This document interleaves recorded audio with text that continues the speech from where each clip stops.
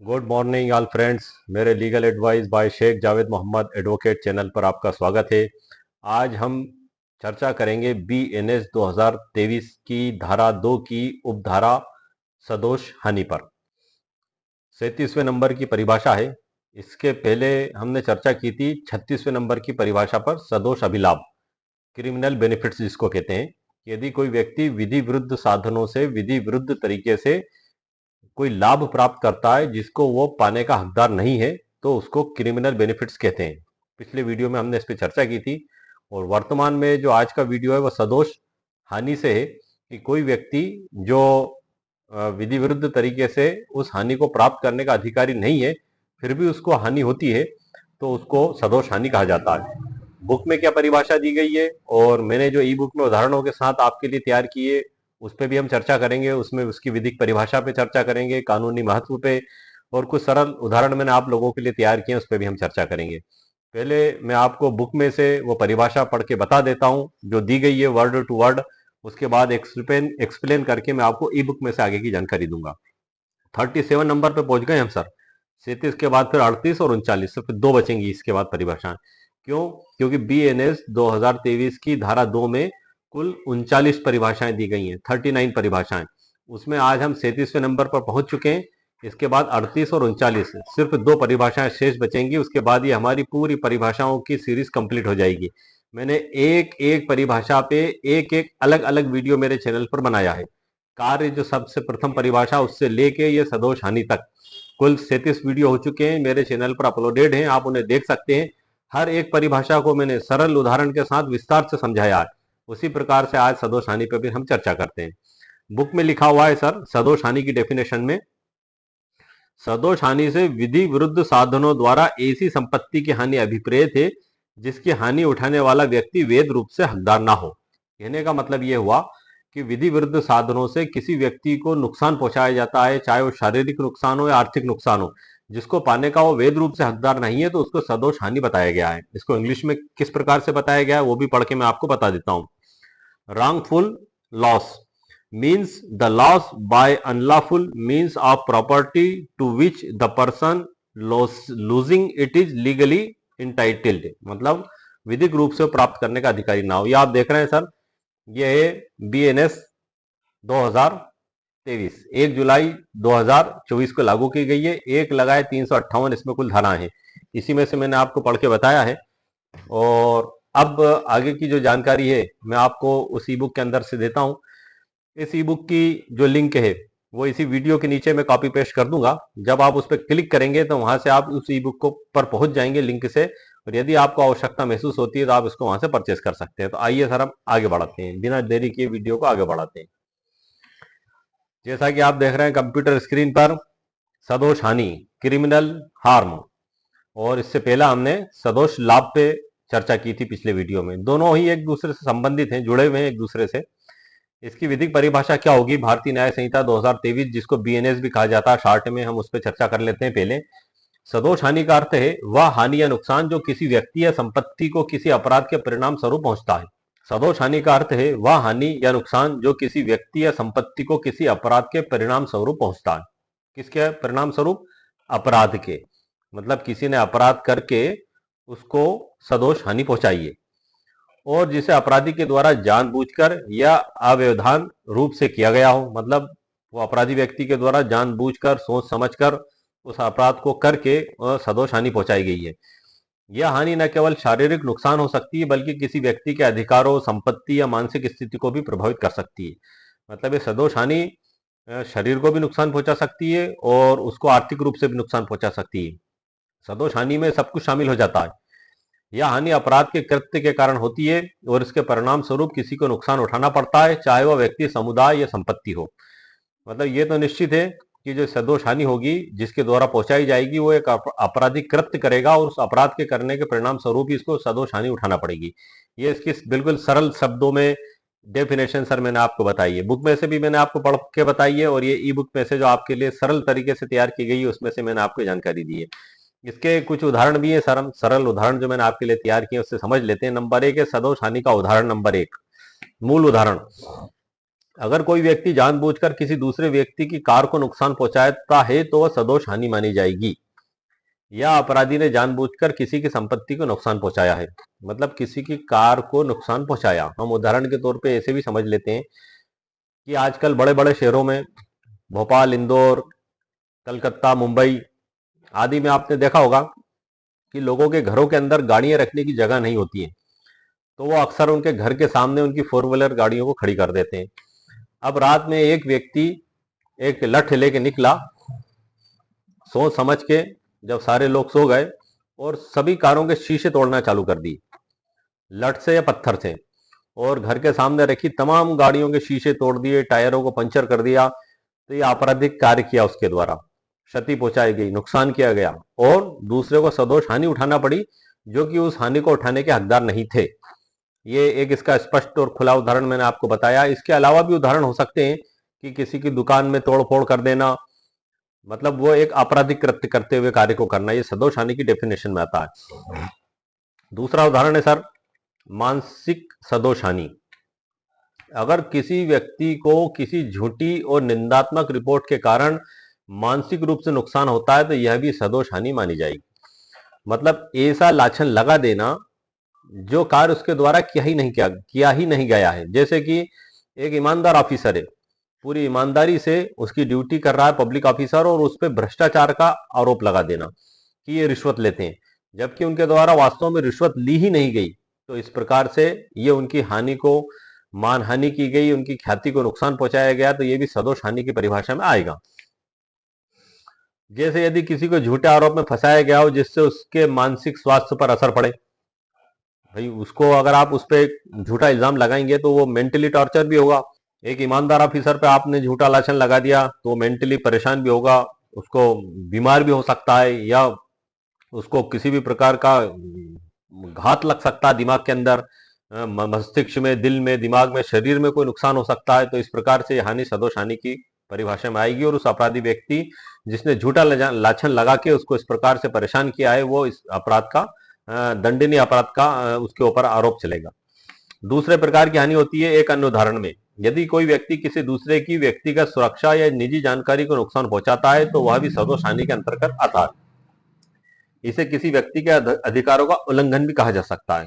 कहने का मतलब यह हुआ कि व्यक्तिगत सुरक्षा या निजी जानकारी को नुकसान पहुंचाता है, मतलब कोई ऐसी गोपनीय जानकारी है जिसको पब्लिकली नहीं करना है और वो जानबूझकर पब्लिकली करता है, पब्लिक के सामने उसको पेश करता है, जिससे पूरी पब्लिक के सामने उसकी बहुत शर्मिंदगी होती है और उसको बहुत मानसिक दुख और पूरे समाज में, रिश्तेदारी में जो है कि शर्मिंदगी उठाना पड़ती है, बेइज्जती होती है। तो ये भी सर सदोष हानि पहुंचाने का एक उदाहरण होता है।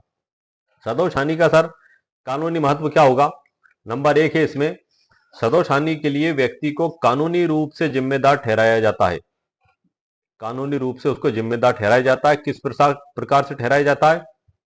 यह अपराधी की गतिविधियों के परिणाम स्वरूप होने वाली हानि को दर्शाता है।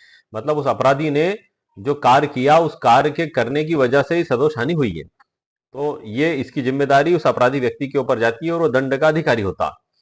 यदि किसी व्यक्ति को सदोष हानि का शिकार बनाया जाता है तो उसे उचित मुआवजा या न्याय मिलना चाहिए। ये भी इसकी डेफिनेशन में बताया गया है। प्रभावित व्यक्ति का अधिकार, जिसकी सदोष हानि हुई है तो उसके राइट्स क्या होंगे सर, हम ये भी देख लेते हैं। सदोष हानि से प्रभावित व्यक्ति के पास यह अधिकार होता है कि वह आरोपी से हर्जाना या मुआवजा प्राप्त कर सके। यह कानून सुनिश्चित करता है कि अपराधी को अपनी गलतियों का परिणाम भुगतना पड़े, मतलब ये उसको जो क्षति हुई है तो वो उससे मुआवजा भी ले सकता है। ये इसमें बताया गया है। कानूनी कार्रवाई, यदि कोई व्यक्ति सदोष हानि पहुंचाता है तो उसे अदालत में दोषी ठहराया जा सकता है। अदालत उस व्यक्ति के द्वारा की गई हानि के लिए उपयुक्त सजा और मुआवजा निर्धारित करती है।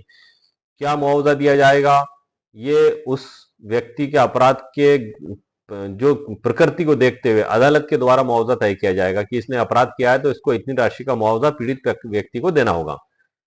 इसमें जो सदोष हानि अपराध के परिणाम स्वरूप हानि का एक उदाहरण है जो मैंने सर आपके लिए तैयार किया है। सदोष हानि वह हानि है जो किसी व्यक्ति को किसी अपराध के कारण होती है। यह हानि शारीरिक, मानसिक या संपत्ति संबंधी हो सकती है। इसे कानूनी रूप से हल किया जाता है। मतलब अदालत में जब मुकदमा जाता है तो जज साहब डिसाइड करते हैं कि ये कितना मुआवजा पीड़ित व्यक्ति को दिलाया जाएगा। निष्कर्ष हम देख लेते हैं सर इसमें। सदोष हानि का मतलब है किसी अपराध के कारण होने वाली हानि जो जानबूझकर या लापरवाही से किसी व्यक्ति या संपत्ति को पहुंचती है। नंबर दूसरा उदाहरण है सर इसका, इसे कानूनी दृष्टिकोण से गंभीर माना जाता है और इसे संबंधित व्यक्ति को मुआवजा देने के लिए कानून के उपाय इसमें बताए गए हैं। नंबर तीसरा, इसमें जो निष्कर्ष है, अपराधी को ऐसे हानि का परिणाम भुगतना पड़ता है और पीड़ित को न्याय मिलता है। ये इसका निष्कर्ष हुआ सर हमारा आज के इस वीडियो का, जो मुख्य रूप से सदोष हानि से संबंधित था। तो सदोष हानि से संबंधित मैंने मुकम्मल कानूनी जानकारी सर आपको दे दी है, बुक के अंदर से भी और ई बुक के अंदर से भी। अब हमारा अगला जो टाइटल होगा 38वां और उसके बाद 39वीं, सिर्फ 2 परिभाषाएं बचेंगी। उसके बाद बीएनएस की पूरी 39 परिभाषाओं की जो है कि सीरीज कंप्लीट हो जाएगी और इसके सभी वीडियो में कंप्लीट बना चुका हूं। ये जो मैंने आज आपको बताई ये 37 नंबर की थी। इससे पहले मैं 36 परिभाषाओं पे, प्रत्येक परिभाषा पे एक अलग अलग वीडियो बना चुका हूं जो मेरे चैनल पर अपलोडेड है, आप उसको देख सकते हैं। अब हमारा अगला टॉपिक होगा धारा 2 में 38वें नंबर की परिभाषा में सदोष अभिलाभ प्राप्त करना और सदोष हानि उठाने की व्याख्या करें। मतलब इसमें दोनों को कंबाइन कर दिया गया है, सदोष लाभ प्राप्त करना और सदोष हानि उठाने को व्याख्या करें। इससे पहले जो हमने चर्चा की थी नंबर 1 पे जो की थी 36वें नंबर की परिभाषा धारा 2 की उपधारा 36वें नंबर पे सदोष हानि, सॉरी सदोष लाभ, जिसको क्रिमिनल बेनिफिट्स भी कहते हैं। 38वें नंबर पे हमने चर्चा की सदोष हानि पे, और 37वें नंबर पे सॉरी, और 38वें नंबर पे इन दोनों के कंबाइन करके इसकी व्याख्या की गई है बुक के अंदर भी। तो वो नेक्स्ट वीडियो में मैं आपको उसके बारे में जानकारी दूंगा, या आपको मैं बता भी दूं सर, ये जो आप देख रहे हैं ई बुक है, इसको मैं स्क्रॉल करके ऊपर ले जा रहा हूं ताकि इस ई बुक से आप परिचित भी हो लें। ये आप देख लें, इस ई बुक का नाम है जो भारतीय न्याय संहिता 2023 की धारा 39 के प्रमुख शब्दों की सरल व्याख्या। ये इस ई बुक का टाइटल है। इसी टाइटल से आपको ई बुक मिलेगी, जिसको मैंने वीडियो के नीचे डिस्क्रिप्शन बॉक्स में इसकी लिंक को कॉपी पेस्ट किया है। ई बुक डाउनलोड लिखा हुआ आपको दिखाई देगा इसी वीडियो के नीचे डिस्क्रिप्शन बॉक्स में। उस पर आप जैसे ही क्लिक करेंगे तो वहां से आप पहुंच जाएंगे, और आपको यदि आवश्यकता महसूस होती है तो आप इसको वहां से परचेस कर सकते हैं। मेरे कई व्यूअर्स ने मुझसे कहा है कि सर आप जो भी वीडियो बनाए उसका पीडीएफ उपलब्ध कराएं, तो मैं पीडीएफ सर उपलब्ध करा देता हूं। उसी के नीचे सर वेबसाइट के लिंक और स्मार्ट पेज कंसल्टिंग लिंक और आदि सभी लिंक उसी के नीचे आपको दिखाई देंगी। वहां से आप इस साइट पर, वेबसाइट पर पहुंच जाएंगे, मेरे स्टोर पे पहुंच जाएंगे। उस पर 50 से ऊपर प्रॉब्लम सॉल्यूशन ई बुक मेरे द्वारा अपलोड की जा चुकी हैं। हर ई बुक किसी ना किसी व्यक्ति की प्रॉब्लम का सॉल्यूशन करती है। वो प्रॉब्लम एक ही व्यक्ति के लिए नहीं है, वो लाखों और हजारों लोगों की भी प्रॉब्लम हो सकती है, करोड़ों लोगों की भी प्रॉब्लम हो सकती है। वो ई बुक उन सभी लोगों के लिए उपयोगी है। मैं ई बुक के अंदर सभी ला का एक जगह कलेक्शन करता हूं और आप लोगों की समस्या को सुलझाने की पूरी कोशिश करता हूं। एक प्राइमरी मार्गदर्शन मान लें आप इसको, एक सुझाव मान लें, एक रास्ता मान लें कि आपको इतना गाइडलाइन तो मिल ही जाती है कि अब हम इस परिस्थिति में जब फंस गए हैं, इस मुसीबत में हम आ गए हैं, तो इससे निकलने का हमारे पास कानूनी रास्ता क्या होगा। ये भी एक बड़ी बात होती है कि डूबते को तिनके का सहारा मिलना और अंधेरे में रोशनी की किरण दिखाई देना। ये मेरी ई बुक जो प्रॉब्लम सॉल्यूशन ई बुक है उसके द्वारा यही कार्य मेरे द्वारा किया जाता है, ताकि आपके जीवन में जो अचानक परेशानी आ गई है वो दूर हो और आप उससे कानूनी जो उपचार है उस जो संभवतः आप लाभ प्राप्त कर सकते हैं, प्राप्त करके आपकी समस्याओं का समाधान करें। इसी उद्देश्य से और इसी मकसद से प्रॉब्लम सॉल्यूशन ई बुक मेरे द्वारा लिखी जाती है, और वीडियो भी इसी मकसद से बनाया जाता है ताकि आपकी प्रॉब्लम का सॉल्यूशन हो सके। अब इसमें इसके प्रारंभ में मैंने 2 लाइन लिखी हैं जो मैं अक्सर बीएनएस की धारा 2 में हर वीडियो में लगभग सुनाता हूं, उसके मूल्य और महत्व को बताने के लिए। वो मैं आपको बता देता हूं कि तू समझे जो हर बात को तो फिर कैसा सवाल, परिभाषा ही बताएगी कानून की असल मिसाल। ये प्रारंभ में ही लिखी हुई है इसमें, तू समझे जो हर बात को तो फिर कैसा सवाल, परिभाषा ही बताएगी कानून की असल मिसाल। जी हाँ सर, परिभाषा बड़ी महत्वपूर्ण चीज होती है। यदि बुक ताला है तो ये परिभाषाएं चाबी है। यदि आपने चाबी का उपयोग करना सीख लिया तो आप बुक रूपी ताले को आसानी से खोल के समझ सकते हैं। ये बुक के प्रारंभ में दी ही इसलिए गई हैं कि बुक के अंदर जहां जहां इन शब्दों का इस्तेमाल हुआ है आप उन शब्दों से पूरे सेंटेंस को आसानी से समझ सकें। अदालत में भी, कोर्ट की प्रैक्टिस के दौरान भी इन शब्दों का इस्तेमाल होता है। जैसे कि उदाहरण के तौर पे मैंने मेरे कई वीडियो में संशय शब्द को एक उदाहरण के तौर पे बताया है कि संशय शब्द की परिभाषा ये होती है कि किसी अपराधी व्यक्ति को आश्रय देना, रोटी, कपड़ा, मकान, गोला बारूद, हथियार, इस इंटेंशन के साथ देना कि वो पुलिस की पकड़ से बच सके, अदालत की पकड़ से बच सके। तो इस प्रकार के अपराधी को संशय देना भी अपराध की श्रेणी में आता है। अब यदि बुक में कहीं संशय शब्द लिखा हुआ आ गया और आपको ये परिभाषा नहीं मालूम है जो मैंने अभी आपको पढ़ के बताई, तो आप उसको नहीं समझ पाएंगे।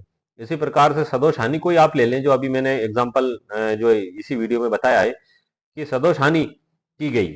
अब सदोष हानि की डेफिनेशन अगर आपको नहीं मालूम है तो आप समझ ही नहीं पाएंगे कि ये सदोष हानि का मतलब क्या होता, कैसे दी गई सदोष हानि। फिर आप बुक खोलेंगे, फिर देखेंगे तो बुक में भी आपको एक ही लाइन दिखाई देगी। फिर आप मेरी ई बुक जब पढ़ेंगे तो आपको पूरे उदाहरण के साथ, सरल रूप में, डिटेल के साथ, पूरी समझाइश के साथ वो परिभाषा मिल जाएगी। तो इस प्रकार से ये ई बुक है सर।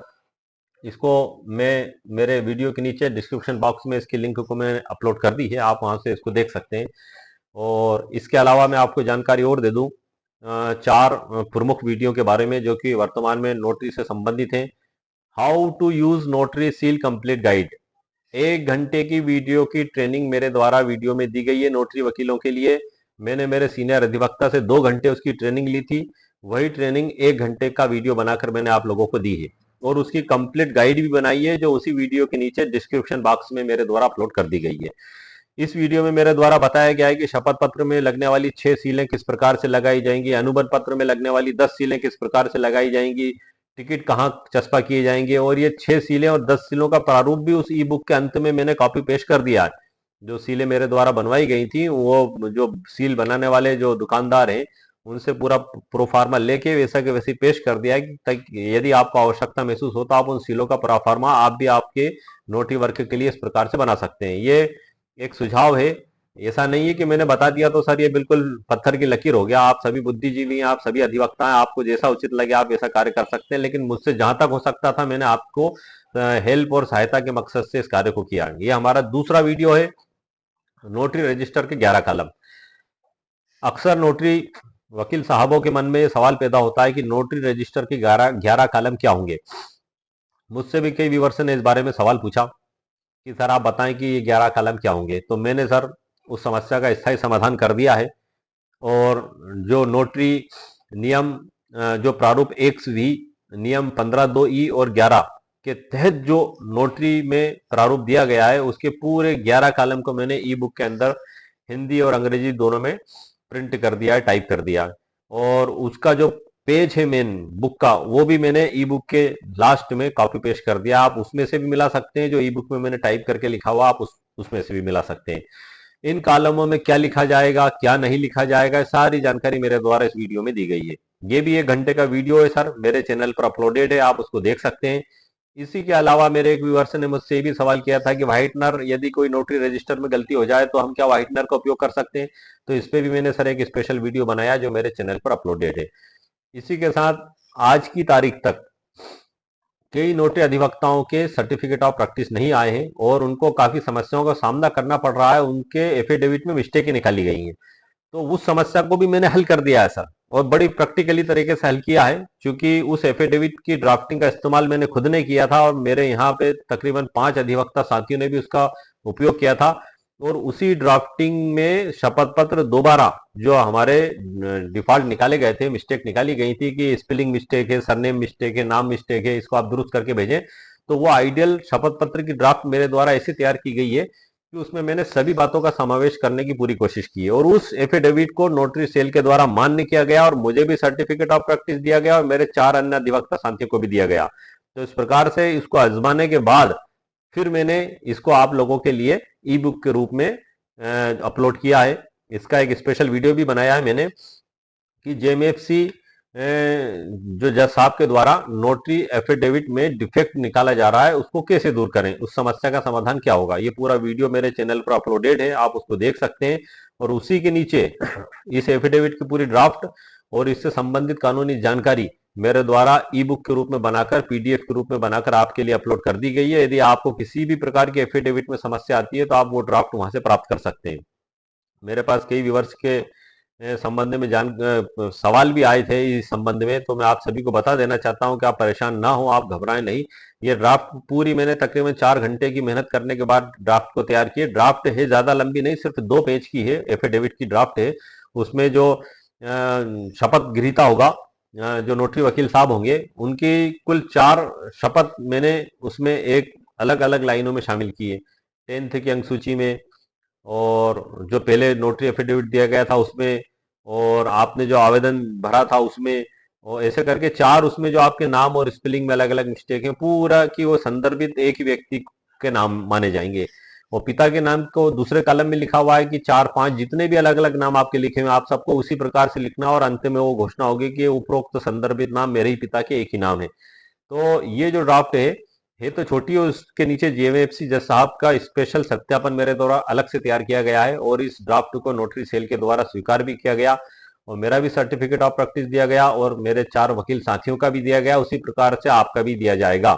आप निश्चिंत रहें, आप धैर्य बनाए रखें। आपको परेशानी तो महसूस हो रही है, मैं समझ सकता हूं, क्योंकि इस दौर से मैं भी गुजरा हूं। जब मेरा सर्टिफिकेट ऑफ प्रैक्टिस नहीं आया तो मैं भी आप ही की तरह परेशान था, लेकिन मैंने धैर्य से काम लिया। वो नोटरी सेल के द्वारा जो जो जिसको कहना चाहिए कि कमियां निकाली गई उसको मेरे द्वारा पूरा कर दिया गया, तो उसके बाद मेरा सर्टिफिकेट ऑफ प्रैक्टिस मुझे प्राप्त हो गया। इसी प्रकार से आप भी धीरज बनाए रखें, और यदि आप खुद अधिवक्ता हैं, आप शपथ पत्र बनाने में आप सक्षम हैं, यदि आप खुद ही बना लें, और यदि आपको ऐसा लगता है कि आप नहीं बना पा रहे हैं तो आपकी हेल्प के लिए मैंने वो पीडीएफ के रूप में शपथ पत्र आपके लिए उपलब्ध करा दिया। आप वहां से प्राप्त कर सकते हैं, और उसको देख के और उसमें आप आपकी परिस्थिति के हिसाब से संशोधन करके और उसको बनाकर और जेएमएफसी हिसाब से अटेस्ट करवा कर उसको भेज सकते हैं। एक बात का ध्यान रखना है सर, 50 रुपए के स्टाम्प पे आपको बनाना है। ऐसा ना हो कि लोगों ने सादे कागज पे बना के जेएमएफसी जज साहब से तस्दीक करा के भेज दिया तो वापस उनका शपथ पत्र भेज दिया गया है। मेरे एक व्यूवर्स हैं हरियाणा के, उनके साथ भी ये प्रॉब्लम गई। उन्होंने मुझे बताया था कि पहली बार उन्होंने सिंपल कागज पे जेएमएफसी महोदय जज साहब का एफिडेविट तस्दीक करके भेज दिया, नोटरी सेल के द्वारा दोबारा मिस्टेक निकाली गई कि इसको दूर करके अपलोड करें।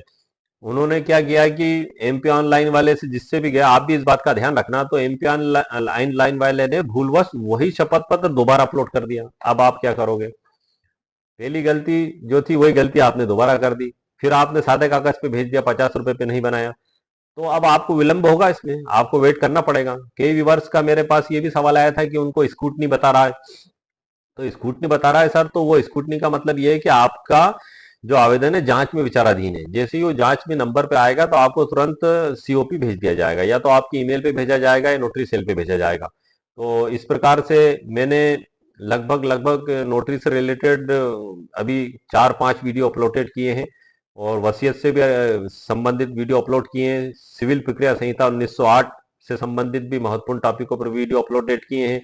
इसी प्रकार से बीएनएस की धारा 2 पे कुल 39 परिभाषाओं पे वीडियो अपलोड किए, ई बुक भी बनाई है, और लगातार मैं विभिन्न टॉपिकों पर आपकी प्रॉब्लम सॉल्यूशन को हल करने के लिए वीडियो अपलोड करता रहता हूँ, ई बुक बनाता रहता हूँ, जिससे आपकी समस्या का समाधान हो सके। कोशिश है मेरे द्वारा जो की जाती है। तो उम्मीद है सर आपको मेरा वीडियो पसंद आया होगा। मेरे वीडियो को आप लाइक भी करें, शेयर भी करें और सब्सक्राइब भी करें। ओके, शुक्रिया, थैंक यू सर।